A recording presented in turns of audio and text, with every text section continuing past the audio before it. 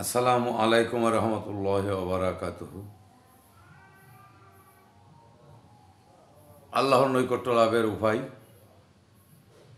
কারণ আল্লাহর নৈকট্য লাভ করতে হলে অবশ্যই আপনাকে আল্লাহর নির্দেশ অনুযায়ী চলতে হবে এবং সর্বোপরি কথা, আপনি যদি আল্লাহর নৈকট্য লাভ করতে চান সেই ক্ষেত্রে আপনাকে সর্বসময় সর্বক্ষেত্রে আল্লাহকে আপনাকে সঙ্গে রাখতে হবে এবং আপনার সমস্ত কাজকর্মের মধ্যে আল্লাহকে অবশ্যই রাখতে হবে। আর আপনার কাজকর্ম এবং সমস্ত কিছুর মধ্যে আল্লাহকে রাখার একমাত্র উপায় হচ্ছে আপনি যে কোনো কাজ শুরু করবেন আল্লাহর নামে এবং আপনি শেষ করবেন আল্লাহর প্রশংসা দিয়ে।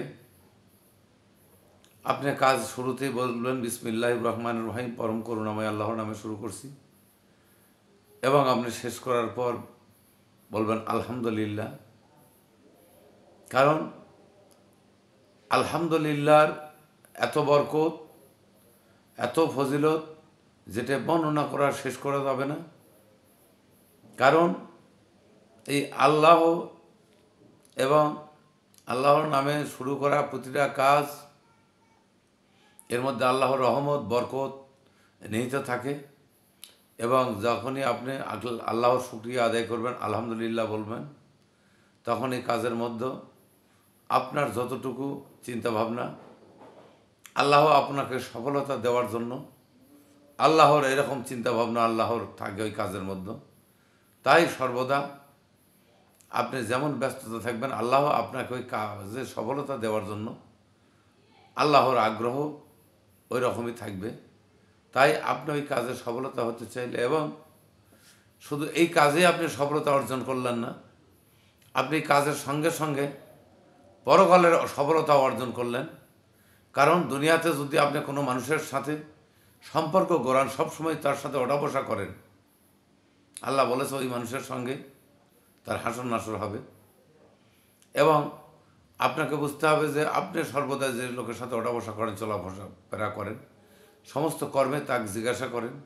তো এইরকমই আপনি যখন আল্লাহকে সবসময় আল্লাহর নামে যে কাজ শুরু করবেন এবং আল্লাহর শুকরিয়া আদায় করবেন, আল্লাহ আপনার ওই রকমই আপনার বন্ধুসুলভ সমস্ত কাজের মধ্যেই আল্লাহ সবসময় মঙ্গল নিহিত করবে এবং আপনার সে আল্লাহ বেশি দায়িত্ব পালন করবে।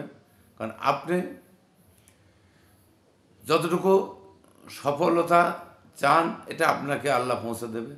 তাই আসুন, আল্লাহর নৈকট্য লাভ করতে হলে সব সময় আমরা আল্লাহর নামকে ছাড়ব না। আমরা আল্লাহর নাম দিয়ে সর্ব কাজ শুরু করব এবং কাজের শেষে আল্লাহর শুকরিয়া আদায় করব। আল্লাহ আমাদের প্রতি রাজি খুশি থাকবেন এবং আমাদের শুধু দুনিয়াবি না, দুনিয়াবি যে আপনার সফলতা পাবেন এবং আপনার জন্য পরকালের সফলতাও অর্জন হয়ে যাবে। তাই আপনার একই কথায় একই কাজে আপনার দুই দিকে লাভবান।